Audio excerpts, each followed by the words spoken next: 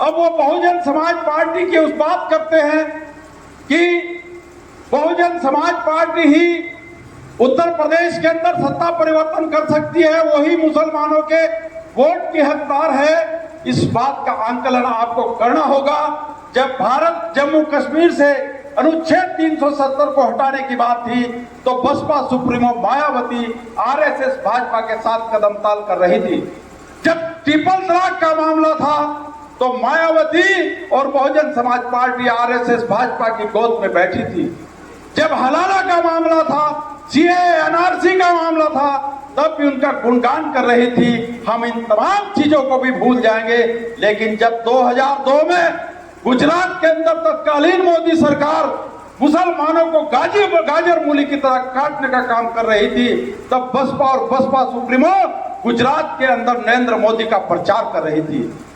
जो हिंदू जाट से धर्म परिवर्तन करके मुसलमान बनी थी, लेकिन सत्ता के लालच में फिर उसी व्यवस्था में उनको जाना पड़ा। ये तीन प्रमुख उम्मीदवार आपके बीच में हैं। जो बहुजन समाज पार्टी के कथित नेता हैं, वो पूरे जिले में शोर मचाते घूम रहे हैं कि मैं जीत रहा हूं, दलित और मुस्लिम गठबंधन जीत रहा है। लेकिन अब वो ये नहीं बता रहे कि पिछले दिनों उनका एक नारा हुआ करता था कि नीला झंडा हाथी निशान, बर्बादी की यही निशान। कई यूट्यूब चैनल्स को, टीवी चैनल्स को उन्होंने बाकायदा खुलेआम इंटरव्यू दिए कि बहुजन समाज पार्टी कोई पार्टी नहीं, मैं उसको पार्टी नहीं मानता, बल्कि वो चोरों लुटेरों का गिरोह है। ये बातें वो बोला करते थे।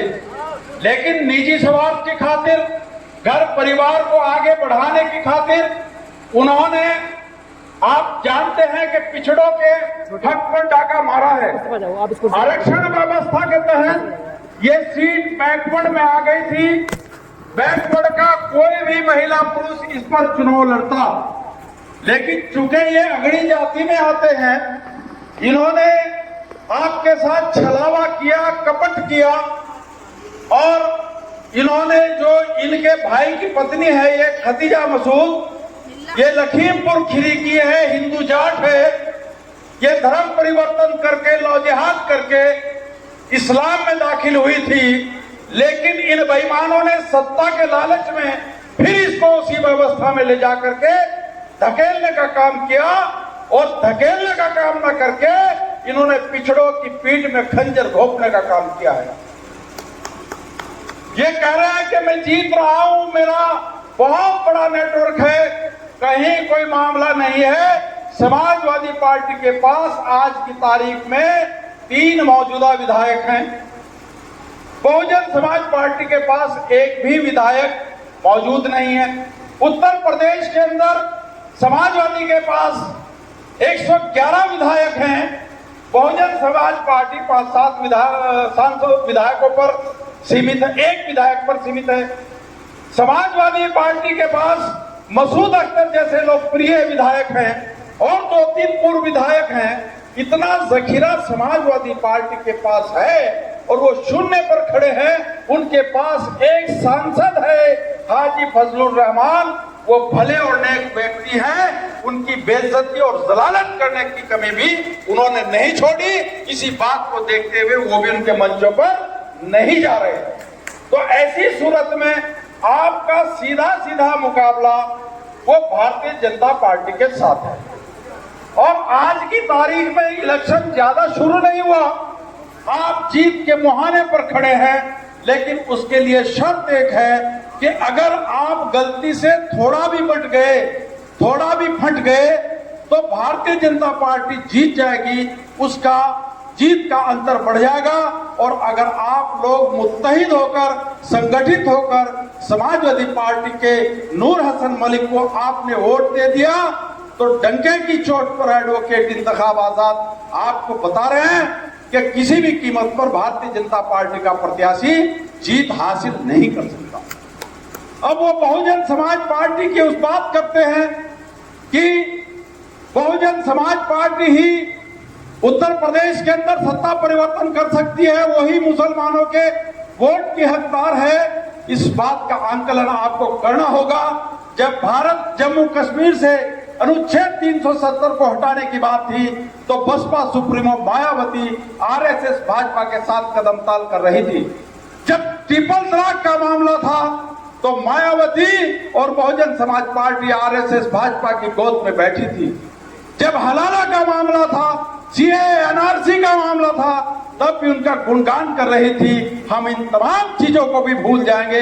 लेकिन जब 2002 में गुजरात के अंदर तत्कालीन मोदी सरकार मुसलमानों को गाजर मूली की तरह काटने का काम कर रही थी, तब बसपा और बसपा सुप्रीमो गुजरात के अंदर नरेंद्र मोदी का प्रचार कर रही थी। इन सारी चीजों को भी आप भूल जाए। आप लोगों को बताइए कि जब जितने भी चुनाव हुए हैं, मायावती ने चुनाव के बाद साफ स्पष्ट कहा कि मुसलमान गद्दार हैं और इन्होंने मुझे वोट नहीं दिया।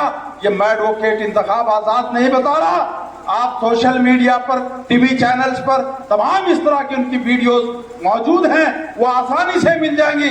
अगर ना मिले हम उपलब्ध करा देंगे। माननीय मसूद अख्तर साहब या कोई भी आदमी आपको उपलब्ध करा देगा। तो ये सारी बातें हैं और आपके सामने वो आदमी जीत का दावा कर रहा है जो लगातार 7-8 चुनाव हार चुका।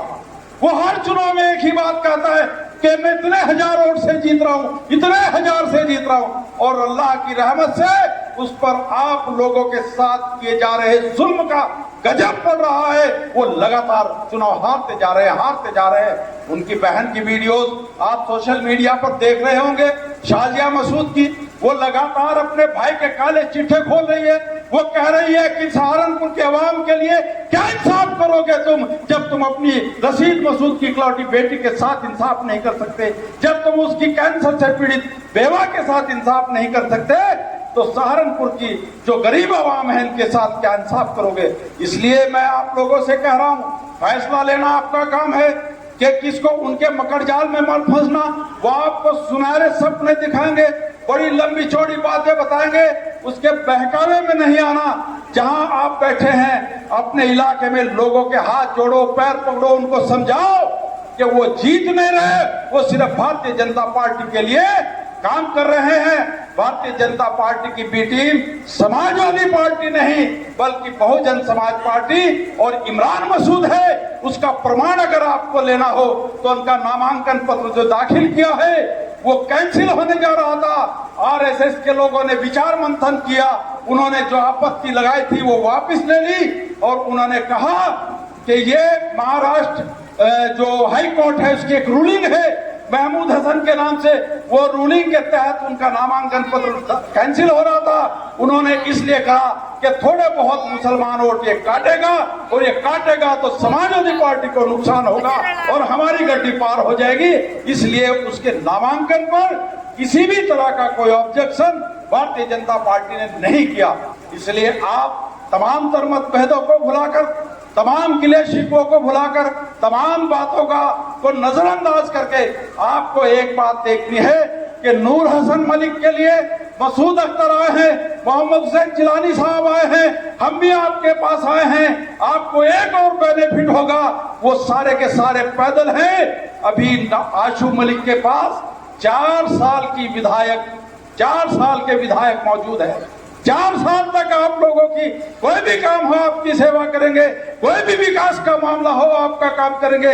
लेकिन आप उनसे पूछना कि तुम कहां से ला करके हमें निधि दोगे। उनके पास कुछ भी नहीं है, वो आपके हक अधिकारों पर डाका डालते हैं। अभी पिछले दिनों आशू मलिक ने 100 करोड़ रुपया इन तमाम 32-33 गांवों के अलग अलग इलाकों में उत्तर प्रदेश सरकार से ला करके दिया।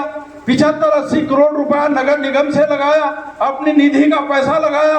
वो तो लगातार यहाँ विकास का काम कर रहे हैं। लेकिन इन भ्रष्ट और बेईमान लोगों से पूछना कि अगर सहारनपुर के आवाम को पिछले 45 सालों के अंदर अगर तुमने एक प्राइमरी पाठशाला भी बना करके दी हो तो हम तुम्हारे गुलाम बन जाएंगे। मैं चुनौती दे रहा हूं, वो सारे के सारे आकर के कह दे कि फला गांव के अंदर हमने कोई प्राइमरी पाठशाला बनाई है। अगर वो एक साबित कर दे तो हम उनके गुलाम बन जाएंगे और उनको वोट देंगे। और अगर नहीं दिखा पाते वो कसम खाए कि आपके साथ चलेंगे। इसलिए मेरे साथियों, मैं अपनी बात को शॉर्ट करता हूं, यहीं पर खत्म करता हूं। आपसे एक बात फिर यही अपील करता हूं कि 4 मई को जब आप अपना कीमती वोट डालने के लिए जाएं तो आप नूर हसन मलिक का जो चुनाव निशान है साइकिल, उस पर अपना बटन दबाएं, उसको कामयाब बनाएं, ताकि आपके क्षेत्रों का इसी तरीके से मिलकर के विकास हो सके। जैसे Bharatiya Janata party double triple engine की बात करती है, आपके पास भी डबल इंजन का मौका है। एक आपका मेयर हो जाएगा, एक आपका ऑलरेडी विधायक है और दूसरे यहाँ पर पूर्व विधायक बैठे हैं। आपके पास भी ट्रिपल इंजन मौजूद है। इसलिए 4 मई को जब आप अपना वोट डालने के लिए जाएं तो नूर हसन मलिक के जो चुनाव निशान है साइकिल, उस पर अपना वोट दें और अपनी ताकत बनाएं। खुदा हाफिज।